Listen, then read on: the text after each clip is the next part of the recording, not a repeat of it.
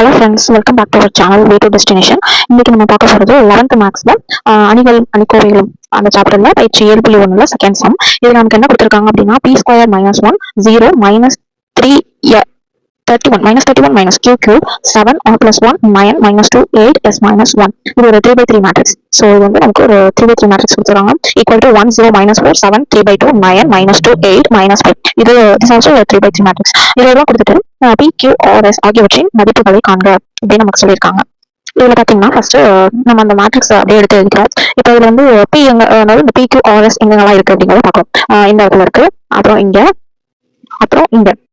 So இந்த சைட்ல இது ஈக்குவல் கொடுத்துருவாங்க நமக்கு, ரெண்டுமே 3/3 மேட்ரிக்ஸ். அண்ட் தென் வந்து என்னன்னா ஈக்குவல் கொடுத்துருக்கனால இந்த ஃபர்ஸ்ட் எலிமெண்ட் அந்த ஃபர்ஸ்ட் எலிமெண்ட் அது வந்து நமக்கு equal, second element equal, third one equal. So அதனால நம்ம அது எடுத்து எழுதிக்கிறோம். ஸோ p² - 1 இதுக்கு ஈக்குவலா இருக்கக்கூடிய எலிமெண்ட் எது இந்த மேட்ரிக்ஸ்ல அப்படியே ரைட் சைட்ல இருக்கிறதுல 1. அப்போ p² - 1 = 1 அப்படிங்கறத எடுத்து எழுதி நம்ம ஃபர்ஸ்ட் ஈக்குவேஷன் அப்படின்னு எடுத்துக்கிறோம். Next -31 minus q cube = -4.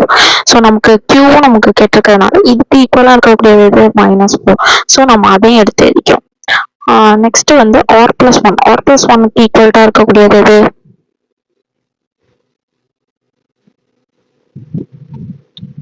Next r plus 1 = 3/2. இது third equation. Next s minus 1 ஈக்குவலா இருக்கக்கூடியதுன்னா -5. இது ஃபோர்த் equation எடுத்துக்கிறோம். இப்போ ஃபர்ஸ்ட் equationல இருந்து p² - 1 = 1. p² இந்த -1 ஈக்குவல் இந்த சைடு போகும்போது +1 ஆகுது. So p² = 1 + 1 2. p = இந்த ஸ்கொயர் வந்து இந்த சைடு போனுச்சுன்னா நமக்கு ரூட் ஆஃப் போகும். So p = +or-√2. நெக்ஸ்ட் வந்து செகண்ட் equationல பார்த்தீங்கன்னா -31 minus q cube = -4 அப்படின்னு நம்ம கொடுத்துருக்காங்க. So -q cube = -4. இந்த -31 இந்த சைடு வரும்போது நமக்கு +31 அப்படின்னு வரும். ஸோ -q cube = 31ல 4 மைனஸ் பண்ணோம்னா 27.